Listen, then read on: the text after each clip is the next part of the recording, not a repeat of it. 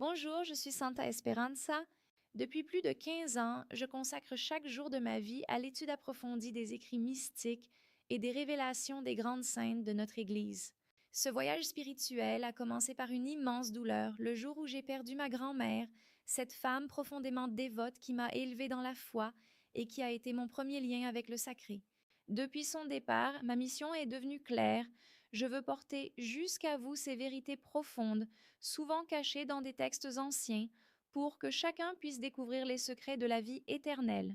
Avez-vous déjà ressenti cette certitude confortable de celui qui mène une vie correcte, qui ne fait rien de mal et que tout le monde considère comme une personne de bien?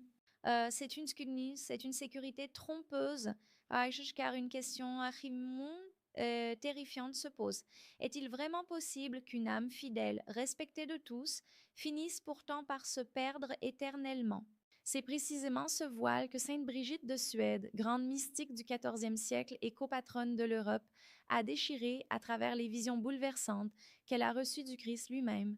La réponse directe que le Seigneur a confiée à sainte Brigitte est un avertissement qui doit résonner dans chaque foyer chrétien. L'erreur fatale des bonnes personnes, c'est la tiédeur spirituelle. Ce n'est pas un crime spectaculaire qui les éloigne du ciel, mais un état du cœur qui s'est refroidi.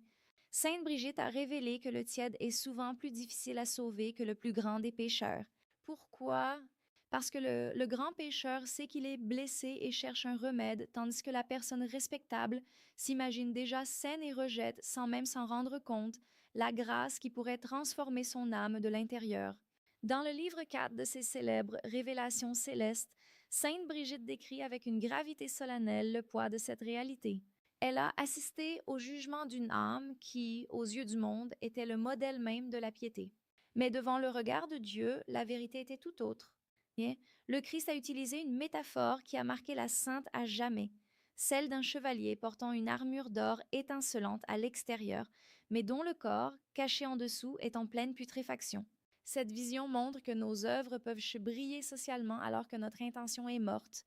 Sainte Brigitte a vu des âmes horrifiées de découvrir, au moment du jugement, que leur apparente bonté n'était qu'une parure de vanité, dépourvue de l'huile de la véritable charité. L'importance de ce message dépasse tout ce que nous pouvons imaginer, car il touche à l'essence même de notre salut. Si ces révélations ont été données à Sainte Brigitte, c'était par un acte de miséricorde pure, pour nous réveiller de notre léthargie avant que la porte ne se ferme.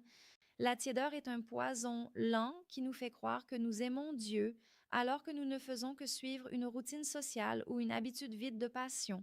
Cette réalité nous oblige à regarder en face ce que nous préférons ignorer dans le silence de nos propres vies. Pour comprendre comment cette pourriture intérieure peut s'installer sous une armure de vertu, nous devons examiner les signes invisibles qui trahissent notre éloignement de Dieu, là où nos prières deviennent mécaniques et où nos sacrifices s'arrêtent dès qu'ils commencent à nous coûter. La vérité sur notre propre état spirituel commence précisément là où nos excuses s'arrêtent. Cette certitude que j'ai partagée avec vous n'est pas le fruit d'une simple réflexion personnelle. Pour comprendre la gravité de ce que nous risquons, nous devons plonger dans les fondements mêmes de notre foi, là où les écrits mystiques rejoignent les Écritures saintes.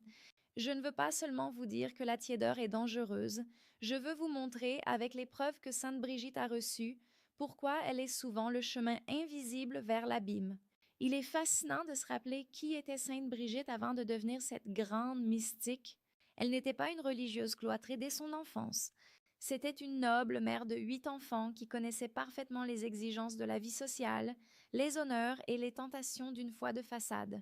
C'est précisément à cette femme, qui comprenait le poids des apparences, que le Christ a choisi de révéler les secrets du jugement particulier.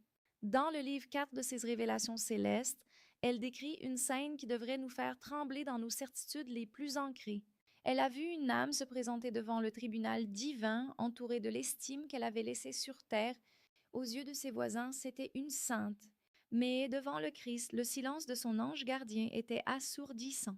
L'ange ne trouvait rien pour défendre les œuvres de cette âme, car bien qu'extérieurement bonnes, elles étaient vides de l'huile de la charité. Sainte Brigitte raconte comment les démons réclamaient cette personne avec une logique terrifiante. Elle n'a pas commis de grands crimes, mais son cœur nous appartient par la paresse et l'égoïsme. Et Eunson dit, cette vision rejoint directement l'avertissement du Christ dans l'évangile de Matthieu au chapitre 7. Ce n'est pas toute personne qui me dit Seigneur, Seigneur, qui entrera dans le royaume des cieux, mais c'est celle qui fait la volonté de mon Père. Faire la volonté de Dieu n'est pas simplement suivre une liste de règles, c'est laisser l'amour transformer chaque intention. Et le Seigneur a été encore plus radical dans l'Apocalypse au chapitre 3 avec ces paroles que nous avons souvent peur d'entendre. Puisque tu es tiède, ni brûlant ni froid, je vais te vomir de ma bouche. Le catéchisme de l'Église catholique, au numéro 2094, définit cette tiédeur comme une hésitation ou une négligence à répondre à l'amour divin. C'est le refus de se livrer totalement. Sainte Brigitte a compris que le tiède est comme quelqu'un qui offre à Dieu une fleur magnifique, mais dont la tige est coupée. Elle a l'air vivante un instant, mais elle est déjà morte à l'intérieur car elle n'est plus reliée à la source de la vie. Peut-être vous dites-vous en ce moment, mais Santa Esperanza, je suis une honnête personne. Je ne tue pas, je ne vole pas, je fais ma prière. Dieu ne peut pas être si injuste, car c'est ici que le piège se referme. Le ciel n'est pas une prime de bonne conduite pour ceux qui n'ont pas fait de vagues. C'est une communion d'amour éternel. Si nous n'avons pas appris à aimer Dieu passionnément ici-bas, si nous nous sommes contentés de ne rien faire de mal, comment pourrons-nous supporter la présence brûlante de son amour pour l'éternité? Le jeune homme riche de l'Évangile respectait lui aussi tous les commandements, mais quand Jésus lui a demandé son cœur, il est reparti tout triste. Respecter la loi est le minimum vital, mais aimer est le but ultime de notre existence. Une autre objection surgit souvent. Alors, personne ne peut être sauvé. Nous sommes tous un peu tièdes par moments. La différence cruciale que sainte Brigitte souligne avec force réside dans la lutte. Le saint est celui qui reconnaît sa misère, qui pleure sa froideur et qui supplie le Saint-Esprit de rallumer le feu. Le tiède, lui, se complaît dans son état. Il est assis dans son confort spirituel, méprisant secrètement ceux qu'il juge plus pécheurs que lui, sans voir que son propre cœur se pétrifie. Pour briser cette armure de verre, nous devons apprendre à regarder nos actions à travers le miroir de la vérité divine, là où les masques tombent et où seule la nudité de notre intention demeure. Regardez votre propre vie un instant, sans détour et sans masque. Combien de fois vous êtes-vous surpris à réciter le chapelet alors que votre esprit parcourait déjà la liste des courses ou les soucis du lendemain? Vous êtes là physiquement, vos lèvres bougent avec une précision mécanique, mais votre cœur est à des kilomètres. C'est l'un des signes les plus subtils et pourtant les plus dangereux de cette tiédeur que sainte Brigitte dénonce avec tant de force. Une piété qui est devenue une simple routine, une habitude sociale confortable qui ne nous demande plus aucun effort de présence réelle. Vous allez à la messe chaque dimanche, peut-être même en semaine. Vous donnez votre offrande, vous saluez les autres fidèles avec un sourire poli. Mais en sortant de l'église, la première chose que vous faites est de critiquer ce voisin qui s'est mal garé ou de juger intérieurement cette personne dont la vie vous semble désordonnée. Mais vous vous sentez en sécurité parce que vous n'êtes pas comme eux, les grands pécheurs dont on parle dans les journaux. Cette supériorité secrète est le signe que votre armure d'or brille aux yeux du monde, mais que la charité à l'intérieur est en train de s'étouffer sous le poids de l'orgueil. Pensez à vos confessions. Répétez-vous toujours la même liste par automatisme, sans ressentir une douleur réelle pour avoir blessé le Christ. Sainte Brigitte a vu que pour beaucoup d'entre nous, la religion est devenue un anesthésique pour la conscience au lieu d'être un stimulant pour l'âme. La première pratique spirituelle que sainte Brigitte nous enseigne pour briser cette glace intérieure est l'examen d'intention. Avant chaque acte de bonté, même le plus insignifiant, arrêtez-vous une seconde. Demandez-vous sincèrement, Seigneur, est-ce que je fais cela pour que l'on m'apprécie par simple habitude sociale ou vraiment parce que je t'aime? Cet arrêt volontaire retire le masque de l'égoïsme. Vous pourriez vous dire, mais Santa Esperanza, je suis une bonne personne, je ne tue pas, je ne vole pas. Dieu ne peut pas être si injuste pour me rejeter. Pourtant, mes amis, le ciel n'est pas un certificat de bonne conduite pour ceux qui n'ont pas fait de vagues. C'est une alliance d'amour. Si vous n'avez jamais cherché à aimer Dieu passionnément ici-bas, si vous vous êtes contenté de ne rien faire de mal, comment pourrez-vous supporter la présence brûlante de son amour pour l'éternité? La deuxième pratique est ce que la sainte appelle la petite mort quotidienne, accomplir un acte de charité totalement caché, quelque chose que personne ne saura jamais sauf Dieu. Donnez une aumône qui vous coûte réellement, rendez un service à quelqu'un qui ne vous remerciera pas, ou choisissez de rester en silence quand vous avez une envie irrésistible de vous justifier. Cela tue la vanité de la bonne personne qui a besoin de reconnaissance. On m'objecte souvent: je respecte déjà tous les commandements, cela devrait suffire. Rappelez-vous le jeune homme riche de l'Évangile.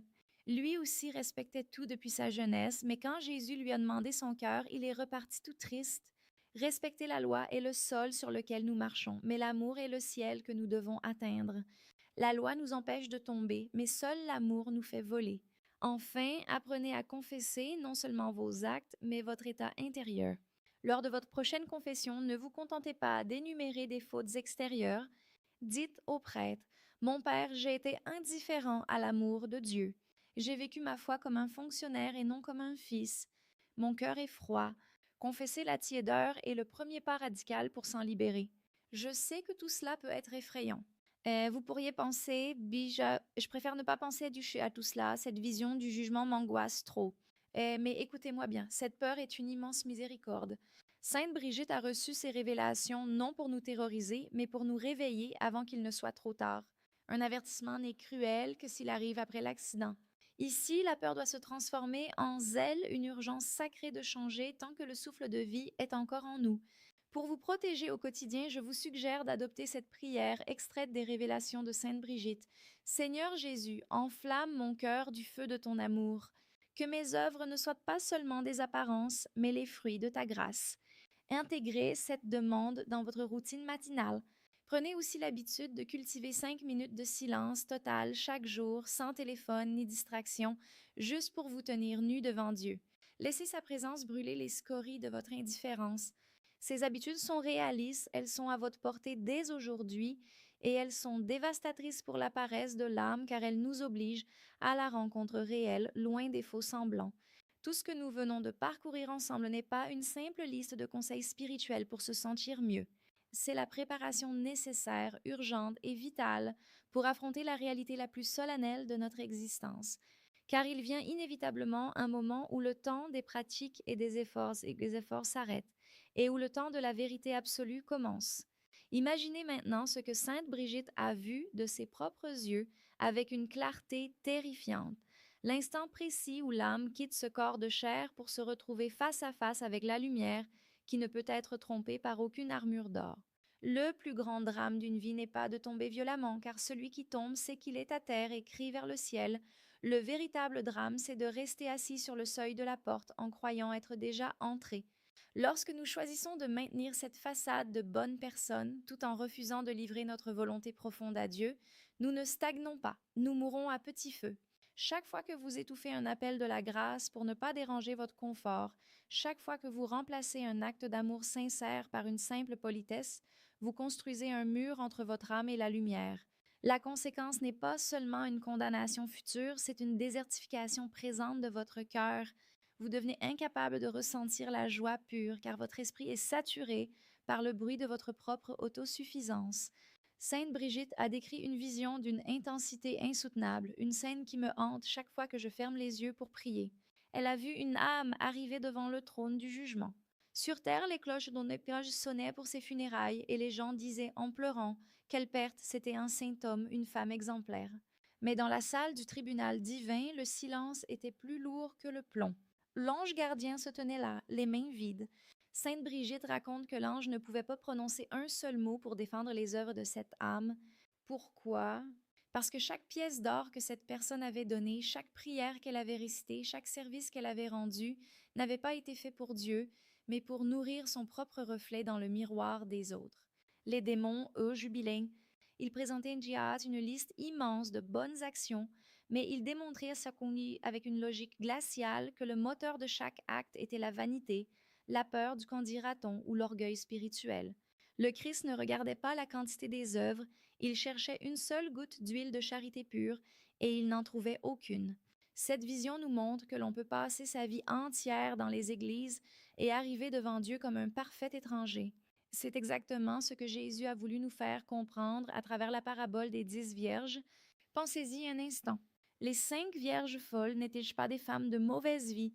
Elles n'étaient pas allées se perdre dans des vices mondains. Elles étaient là, elles attendaient l'époux, elles avaient leur lampe à la main. Extérieurement, rien ne les distinguait des vierges sages.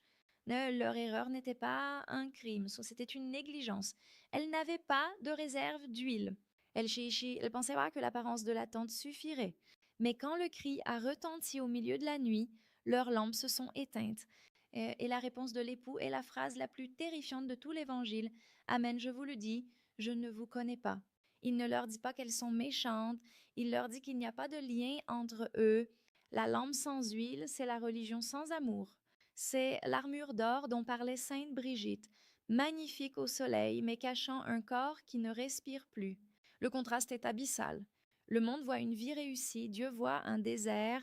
Le monde voit de la générosité, Dieu voit une transaction pour acheter une bonne conscience. Le monde voit de la piété, Dieu voit une pièce de théâtre dont nous sommes l'unique spectateur et l'unique acteur. Nous passons notre temps à polir l'extérieur de la coupe alors que l'intérieur est rempli d'une indifférence polie envers le Créateur. Je sais ce que vous ressentez en m'écoutant. Je connais ce que ce petit serment au fond de la poitrine, cette pensée qui murmure. Est-ce que c'est de moi qu'elle parle? Ne repoussez pas cette sensation. C'est la voix de votre ange gardien qui tente de rompre le silence avant qu'il ne soit trop tard. Moi aussi, dans mes recherches, j'ai dû affronter ce miroir. J'ai dû admettre que ma dévotion était parfois un abri contre Dieu plutôt qu'un chemin vers lui. Reconnaître sa propre tiédeur est la douleur la plus salutaire qui soit, car elle est le signe que la vie essaie de revenir. Ce n'est pas un juge qui vous accuse en ce moment, c'est un père qui vous supplie de sortir de votre sommeil de juste. La question que je vous pose maintenant, au plus profond de votre silence intérieur, est celle-ci. Si le maître frappait à votre porte ce soir, trouverait-il dans votre lampe de l'huile brûlante ou seulement une mèche sèche qui fume encore un peu par habitude, mais qui ne donne déjà plus aucune lumière? Mais ne restez pas dans la peur, je vous en supplie. Si vous ressentez ce trouble en ce moment, c'est que la vie est encore là, vibrant sous l'armure. Le Christ a confié à sainte Brigitte une parole d'une tendresse infinie qui doit être votre encre aujourd'hui. Il suffit d'un soupir de véritable amour pour rallumer la flamme qui semblait morte. Dieu ne cherche pas la perfection d'une statue de marbre, il cherche un cœur qui accepte enfin d'être brûlé par son amour. Cette angoisse que vous ressentez n'est pas une condamnation, c'est l'invitation la plus pressante que vous recevrez jamais pour revenir à la vie. Pour restaurer votre âme, le premier pas est de déposer votre armure d'or. Cessez de dire à Dieu que vous êtes une bonne personne. Présentez-vous devant lui dans votre nudité spirituelle avec votre froideur et votre fatigue. Dites-lui simplement « Seigneur, je n'ai plus d'huile, donne-moi ton feu ». Ensuite, brisez la routine par un acte de charité totalement invisible.